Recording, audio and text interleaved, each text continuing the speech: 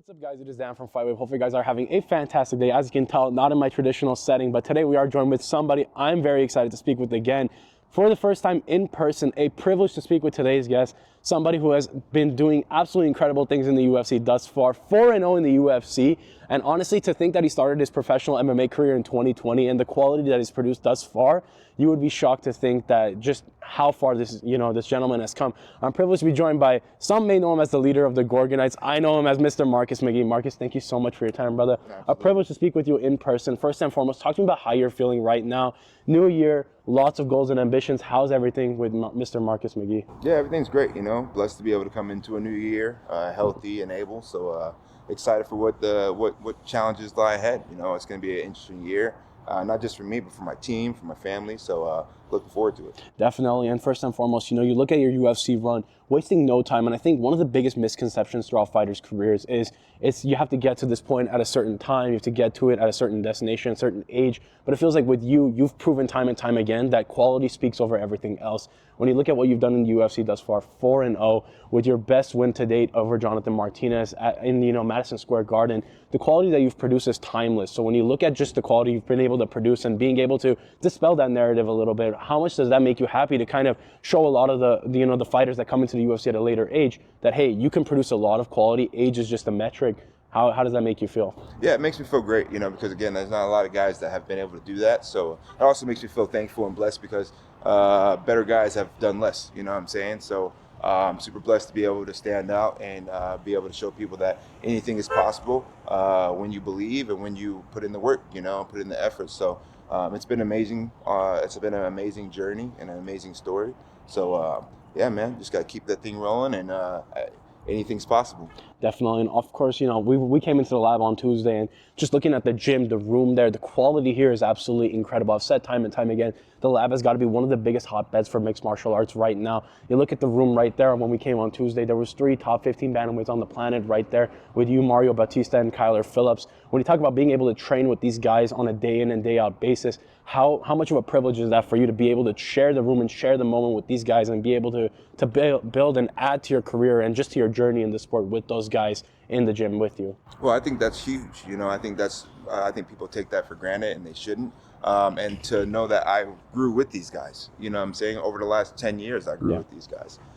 So the relationship that we have and the amount of growth that we've been able to have is attributed through that that long time as well, and the incremental growth that's happened over that time. So I always say people who are really looking to get into this thing, especially if you are older, make a choice, stick to that choice, get around people who are going to push you, who are going to sharpen you, who are going to challenge you, and get after early. Don't waste that time, waiting around, trying to get around guys like that. Get around those guys because they're going to make you better, and by partisan, you'll make them better. Absolutely. And I just, looking at the atmosphere in the gym, I think just watching you and Kyler go to work together, it was absolutely infectious to see just the energy that you guys shared. And then more importantly, right now, you look at the bantamweight division, I think the best division in the UFC right now, without a shadow of a doubt. You look at just the quality, the moving parts in the division right now. Right now, we just got 2 incredible fights announced. We got Henry Cejudo versus Song Yadong, and we got Dom Cruz versus Rob Font announced for the UFC Seattle card. And then, of course, we've got at the top of the division, Merab Dvalishvili versus Umar Nurmagomedov next week at the time of recording this. How exciting is it for you, I should say, that you look at the division right now and you're up there with these guys and you know that any fight that they announce next could be just one of the best fights that we see in the bantamweight division. So how exciting is it for you to see all these moving parts in the division and just how fire it is right now? It's exciting and it's surreal, because again, I think a lot of people are looking at the bantamweight division as one of those divisions that definitely stand out.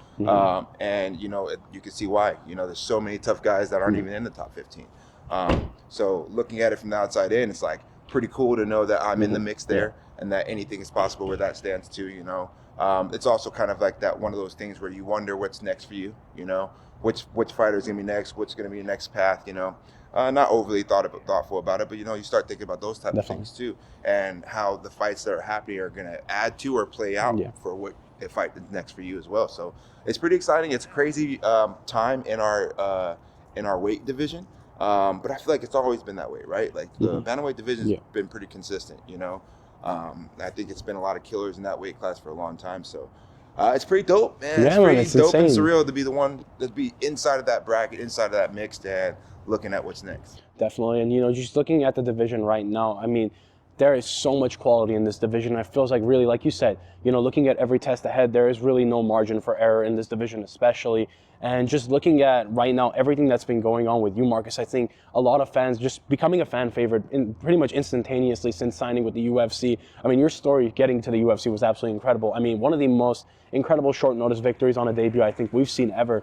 And then on top of that, right now, you know, just with everything you're doing, it feels like you've become a fan favorite, you know, almost effortlessly. And I think it just speaks to your character with the YouTube channel, with all the content that you put out, and just being somebody that is synonymous with a lot of what fight fans look for in a fan favorite. So when you look at the outpouring of support that you've gotten from fight fans, how much does that make you happy knowing that, you know, you're not necessarily changing anything about you for the cameras or anything, but you're just being yourself and people love you for that? Yeah, it's dope, man. It's dope because I always felt like, growing up, I always felt like I had to be something different.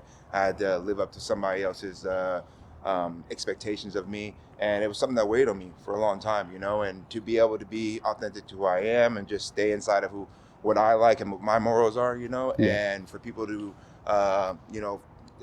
support that and Absolutely. appreciate that, it's pretty dope, you know, and it feels good. And it kind of just reiterates what I had to come over was that, hey man, be yourself, do the things that you want to do in this life, because that's all you're going to have at the end of it, whether people do jump on board or do not jump on board. You know, you have to look yourself in the mirror and like what you're looking at, you know, and that's one of my biggest things nowadays, you know, when I want to look in the mirror regardless of whether I'm a fighter or whether I'm an engineer or whether I'm a cannabis manager, whatever I'm doing, look myself in the mirror and know that I'm standing on all 10.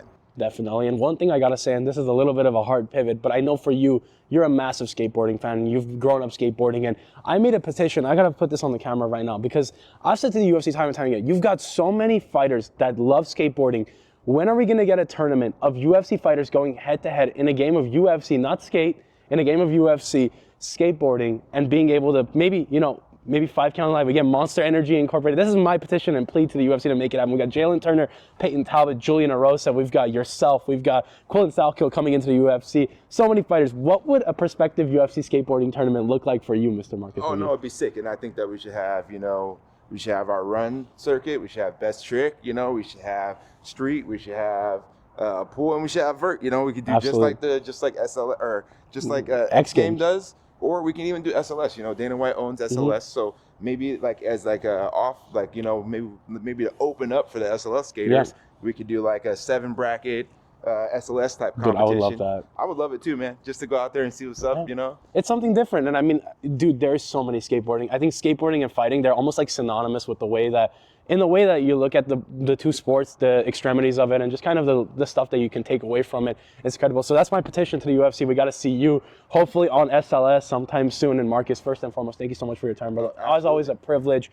And on a final note, of course, you look at your UFC run thus far, 4-0 in the UFC, a lot of quality in the division. On a final note, there we go, Mr. Markel Medeiros. I got to say, on a final note, when you look at the division right now, is there a name that comes to mind that you want next? And also, what are your goals for 2025, whether it's as a fighter or as a person?